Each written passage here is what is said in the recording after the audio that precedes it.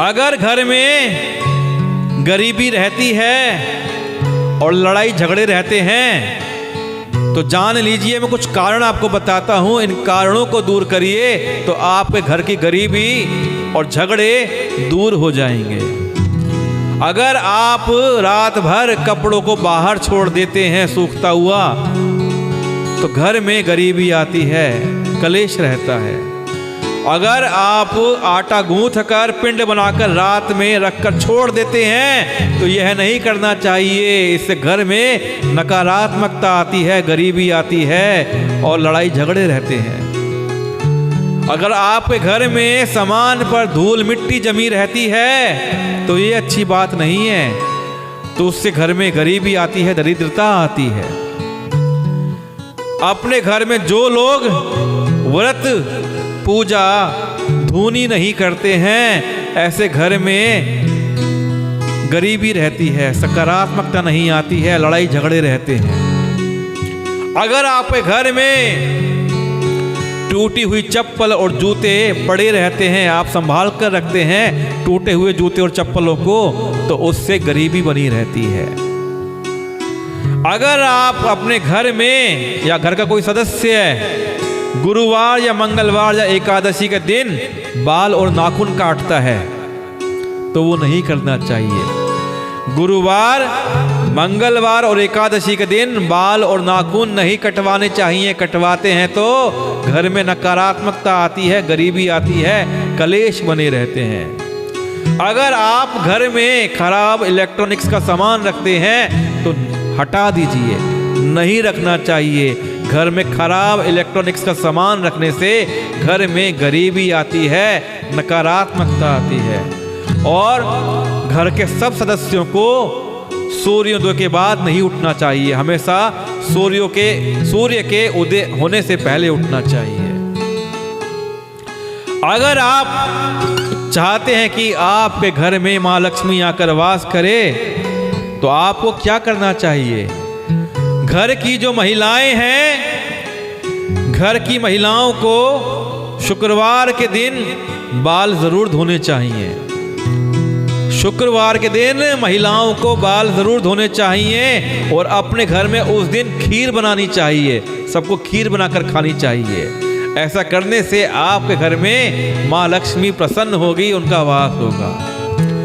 शनिवार के दिन जो आप पोंछा लगाते हैं, उस पोंछा लगाने के पानी में नमक, फिटकरी या नींबू का रस डाल दीजिए और फिर पोंछा लगाइए। इससे घर की नकारात्मकता दूर होती है, नेगेटिविटी दूर होती है। घर का जो शू रखने का रैक होता है आपका, और घर के जूते चप्पल हैं, इनकी सफाई करिए। हफ्ते में एक दिन जरूर सफाई करिए। अपना शू रैक जो होता है उसको हफ्ते में एक दिन जरूर साफ करिए, अच्छे से साफ करिए। और जितने जूते चप्पल हैं उनको धूप में रखिए, क्योंकि घर में जितनी नकारात्मकता आती है वो जूते चप्पल के माध्यम से आती है और घर में रह जाती है। घर के मुख्य द्वार पर हल्दी या रोली से ओम या स्वास्तिक जैसे शुभ चिन्ह बनाया करें। इससे घर में देवताओं का वास रहता है, देवताओं का आगमन होता है, माता लक्ष्मी का आगमन होता है। एक मुट्ठी अनाज पक्षियों को डालना चाहिए आपको। प्रतिदिन एक मुट्ठी अनाज पक्षियों को डालिए, इससे घर में बरकत आती है, घर में देवी देवताओं का वास होता है। शनिवार या अमावस्या के दिन काले तिल, सरसों का तेल या लोहे का दान करना चाहिए। इससे आपके नकारात्मकता के जो गुण हैं वो खत्म होते हैं। इन चीजों का दान करने से आपके घर में सकारात्मकता आएगी, गरीबी दूर होगी। अगर आपके घर में टूटी हुई झाड़ू है, टूटा कबाड़ है या टूटे हुए चप्पल हैं, जूते हैं, तो इनको शनिवार या अमावस्या के दिन निकाल दिया करें, क्योंकि ये पनौती होते हैं, घर में नकारात्मकता लेके आते हैं। अगर आप इनको निकालेंगे तो घर में सकारात्मकता आएगी। और जो लोग परेशान हैं उनके लिए सब समस्याओं का एक समाधान है कि इस राम कथा को सुना करें। प्रतिदिन 9:15 पर मैं इस राम कथा को लेकर लाइव आ जाता हूँ। इस कथा को सुना करें। ये कथा कई समस्याओं का एक ही समाधान है।